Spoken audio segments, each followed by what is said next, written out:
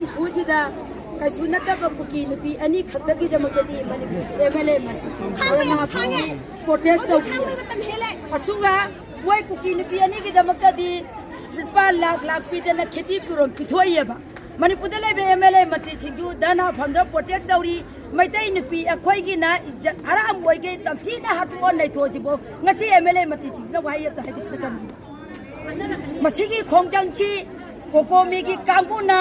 लेबाकी social अमगी leader सिंगनी हाइदना protect चथागे नदे मफम से मोय protect चथाबनी नान इमा खदियन दाउरखिबे इशूगी मरंदा अखोयना तांगिबे डिमांडी अखोय खदियन दा प्रोटेक्ट चथादना सिथा लेतना मयाम त डिस्टर्ब तौदना लेता लारा पुना मपु चरा सिचेल कोय तौगिबन प्रोटेक्ट नतिय मयाम गी इहो वयना खुदकता सागलब इहोनीना हौजिक लेबासी सही दरे खुंदा पा हाइबो पोतु लाकदरब मतम ओइरबनिना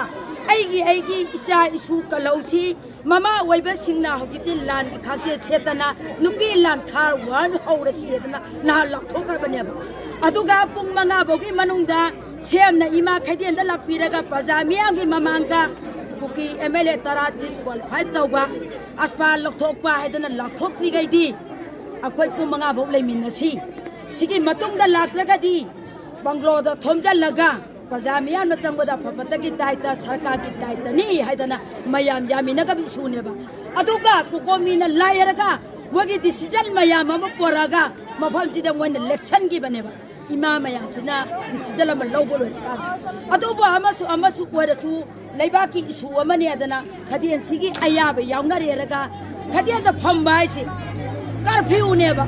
सरकार न कर्फ्यू थमबददी खदियन की इमा सिंगना प्रोटेक्ट तौगे है प्रोटेक्ट तब यादीब कोकोमी कांगुना मफमसिदा प्रोटेक्ट तौबदी कनागे अयाब याउगेबा सरकार की अयाब याउगा प्रोटेक्ट तौलगा लेबाक प्रजागी सुबु नजनगिब नत्राबा लेबाक प्रजागी सु नजलगा वाना तौनी नागे सुबु करब प्रजा ने यागबनो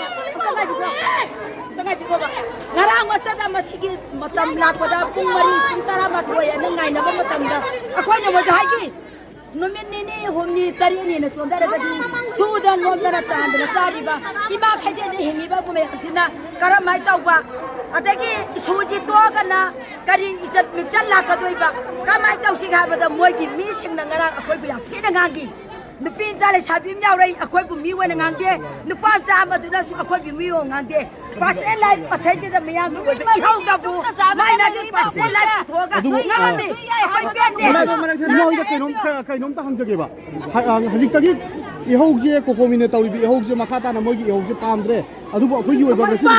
पामद्रे अदुबु ngasiदगी अखोइगी ओइबा हजिकतगी अखोइगी ओइबा इहौमा तौरनि हाइगी ओइबा लेबा प्रजागी